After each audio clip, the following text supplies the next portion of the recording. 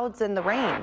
Yeah, no rain for the day today. We saw rain yesterday. We got about 3/10 of an inch for a majority of Michiana, which is needed. We needed a good soaking rain, but definitely didn't get us out of that rain deficit that we're in Michiana. And that new drought monitor came out, put us in a moderate drought for the majority of Michiana. Turning to wind gusts that we have for the day today. Well, 15-mile-per-hour wind gusts are possible in some of those early afternoon hours. Really not expecting significant winds for the day today, but they will be stronger for tomorrow, Friday, for the afternoon and evening. Right around those times that we're expecting some possible rain showers, will we see those winds kick up as well? That's because a weak cold front is moving through, bringing some of the rain chances and some of those stronger winds around 20 miles per hour, maybe a few above that, and those winds shifting out of the northwest, from the west to the northwest as we get later into the evening. So like I said, our next rain chance, and really the only rain chance that we have in the 7-day forecast, well, that's tomorrow. So we're expecting to be pretty dry today. Tomorrow, rain chance comes around starting in the afternoon and then lingering around in the evening, possibly overnight hours and into Saturday morning. Looking at some data that we pulled, turning to temperatures, well, we kind of talked about this over the weekend.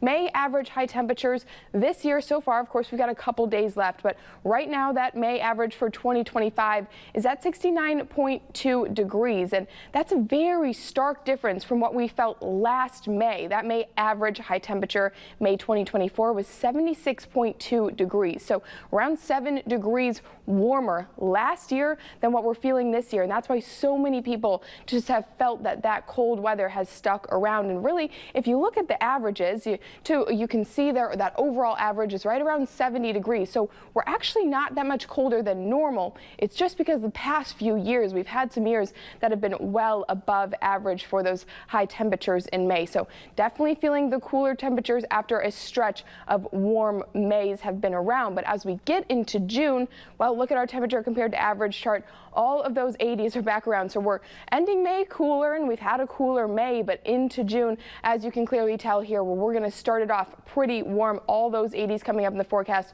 all the red and the well above average temperatures they're going to be around. And this is for next Wednesday specifically, when we saw one of those 80-degree highs possible.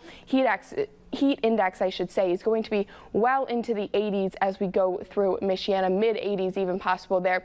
Some isolated areas could get close to that 90-degree high temperature. I want to turn to the temperature outlook. We already looked at that precipitation outlook for the summer months. So this includes June, July, August. The National Oceanic and Atmospheric Association puts this one out for every seasonal time period. So this is the summer one.